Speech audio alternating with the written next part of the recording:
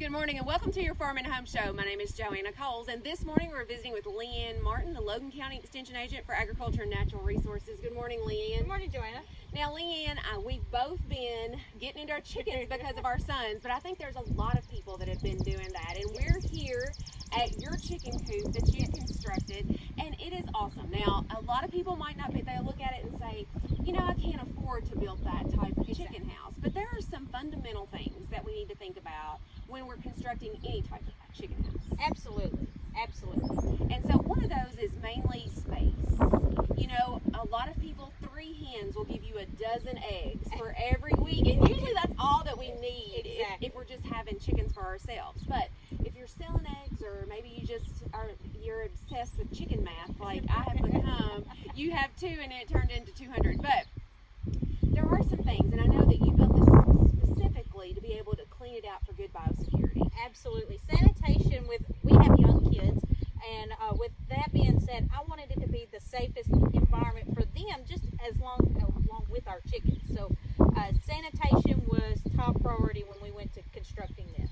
Yeah, and so one is space. So your chickens have plenty of space to roam. Yes.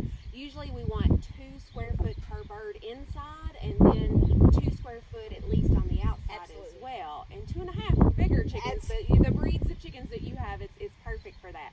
But one of the things that you guys have are concrete floors. Yes, we decided that with sanitation as top priority, we wanted something that we could clean very easily, that as our kids get more involved, that they could do it without help.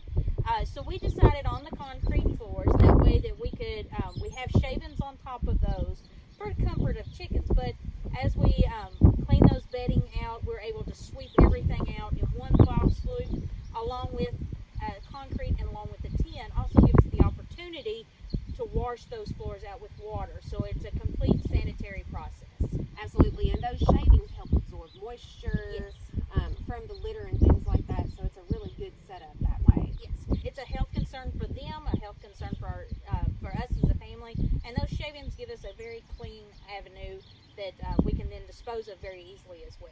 Absolutely. Now, even with your nesting box, you have your nesting box in there. The kids can enter through this door, and they're able to collect the eggs without actually getting inside with the birds. Absolutely. It's the next step up for a nesting box, but with that, it's designed with a slope in mind. So it is a communal nesting box where there's not individual nesters or nesting spots.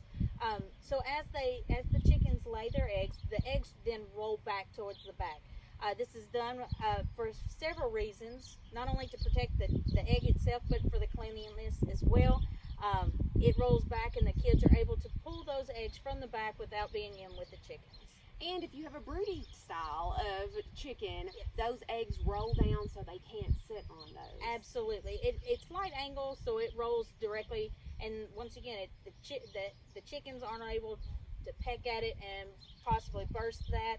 They aren't allowed to sit on them or to roost on them, and it gives us a clean egg at the end. The other source of moisture besides just the manure is your feed and water. Absolutely. But you have those at eye level for the birds, and you have it adjustable, so as the birds grow, that you can adjust the size or where that is. Yeah, we did decide to put it on a chain link, so as the birds grow taller, we're able to take those links out or take the links or the clips off so they can go higher and keep it as sanitary as possible.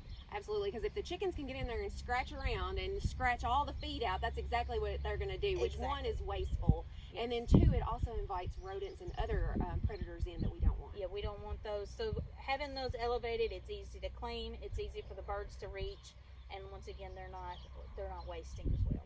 And then you have a neat feed holder. You know, we usually want to keep that feed off the ground in a container where predators aren't allowed to get there, and you have a really neat system there. We decided that we wanted a container that was off the ground, that we can, once we open the bag, we're able to dump the whole bag in at once.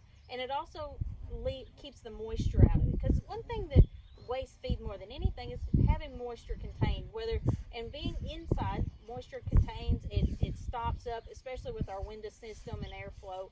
So we wanted something that we can keep everything dry, and it's an easy fill system for the boys as well.